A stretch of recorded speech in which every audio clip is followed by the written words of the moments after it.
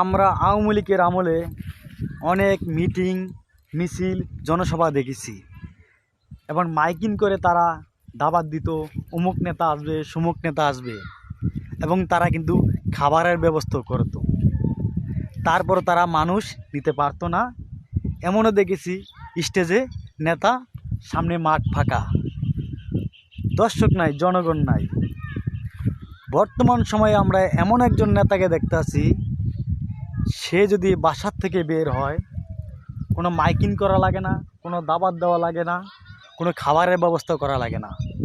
লক্ষ লক্ষ জনগণ তার দেখার জন্য এক নজর রাস্তাঘাট ভরে যায় এবং রাস্তাতে বসে থাকে। আমরা 17টা বছর অপেক্ষায় ছিলাম এই নেতার।